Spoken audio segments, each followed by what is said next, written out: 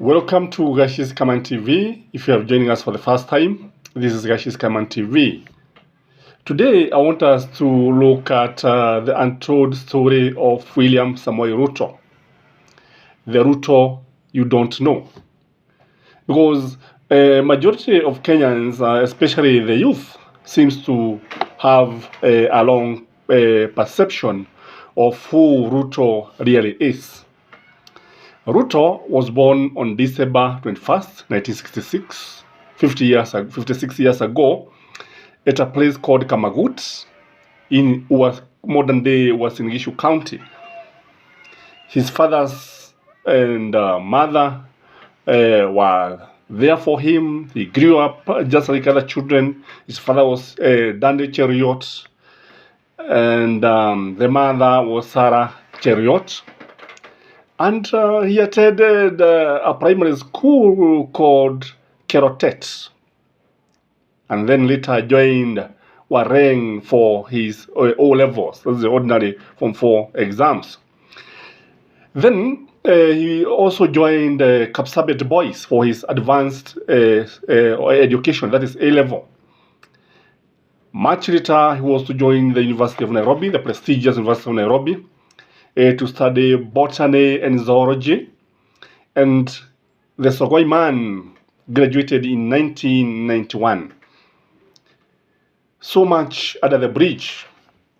So through his church activities, the man from Sogoi met the late Daniel Toroitich Arap Moi, who became his mentor.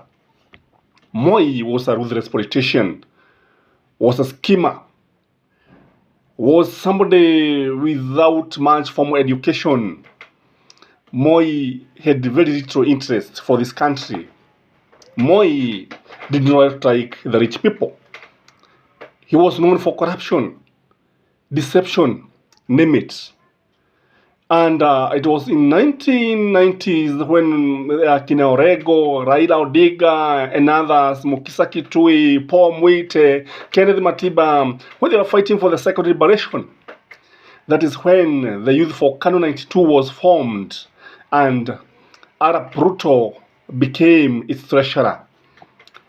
This organization was accused of corruption, dishonesty, and they were able to print fake currency. They were plundering the economy. The economy was actually given a big blow.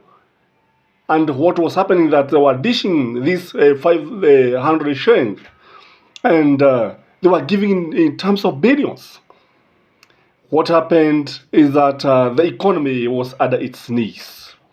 So the current situation that you are seeing in the economy is the result of corruption, hooliganism, ethnic violence that was associated with YK92. And as a treasurer, this is the time he accumulated a lot of wealth. The young man became a seeking rich person, such that in 1997, he vied for the Eldoret North parliamentary seat, and the guy was able to beat Ruben Chesire, and he became the Eldoret North MP. Now with his money, the appetite for money continued, did not stop there. And in 2010, because he had a lot of money, he became the greatest opponent of the current constitution that we are having. He could not agree with anything. He did not find anything good with the current constitution. When Raila Odinga and others were campaigning for this, for the changes that you see, the freedom that you're enjoying, he was in front line. They're saying that this constitution was bad. The country did not deserve this kind of constitution. I also like to remind our viewers that this is Gashi's Kaman TV. If you are joining us for the first time, kindly take a minute, like and subscribe these videos to help us reach many audience, to help us reach many audience so that many people can know what we are talking about. They can know the Ruto that many people don't know. So our viewers, in 2006, Ruto had declared publicly that he was going to vie for the presidency. through ODM, the Orange Democratic Party. But I think in 2007, he lost through the primaries. And I think he only gathered 368 votes, and Raila became the candidate. So that is when he started to support Raila Odinga. Too much water again under the bridge. In 2007, this man, due to the contested elections that even Krieger said he didn't know whether Raila won, even Kivuito himself, nobody could tell whether Kibaki won or Raila won. What happened were tribal clashes in the Rift Valley. And this is now the time that Ruto was said to be the thick of things. He was accused by the International Criminal Court of crimes against humanity. He was charged, and things went haywire. So he started contesting so that these charges against him, together with Uhuru, would be dropped. And they were able to succeed. According to one person, Cyrus Jirogo, who was so close to him, Ruto was not somebody that is very transparent. Because what happened is that this man, during the T-shirt issues, during the YK92, he was given the tender of printing, I think, 1,000 T-shirts. What would he do? He would deliver them and repeat them in the store and supply again, and the chain would continue. So he ended up supplying thousands and thousands of T-shirts, but he only supplied 1,000. It was just a matter of delivering and repeating for the same T-shirt, and the chain would continue. That was corruption of the highest order. Then you remember about the maize cardle, whereby I think a nurse in a Eldoret hospital was paid 178 million during his tenure. This time, Ruto was the agriculture minister. That's during Kibaki's time. And it was so devastating for the country. The other thing, according to Jirogo, you had a company, they were calling it Venture Africa. And what happened? When they knew they were partners, Jirogo was swindled of everything. Ruto registered another company with all the assets in his name, and Jirogo lost everything. This is your Ruto.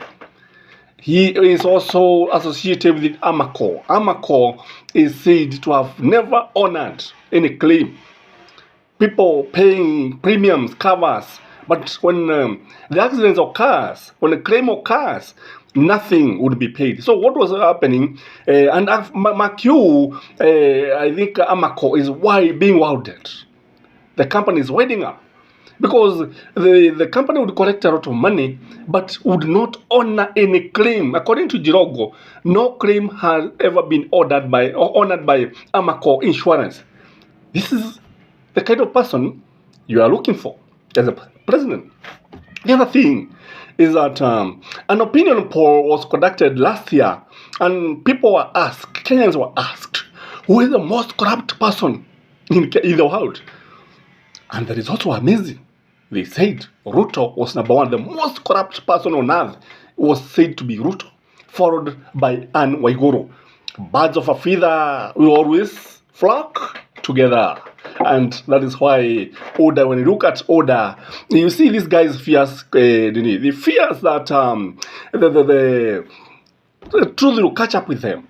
They know that the wheels of justice may be slow, but finally you catch up with them. That is why they are trooping together. That's why they want Ruto to win, because he's going to protect them. Anyone who is being accused of corruption is rushing to Ruto so that he can win the presidency and protect them.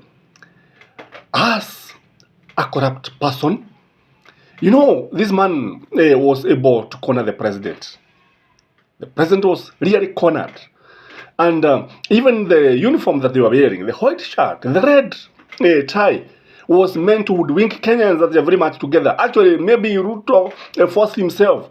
Who would not like it? Who would like to share the presidency with somebody who is your deputy? Nobody would like to share power. Even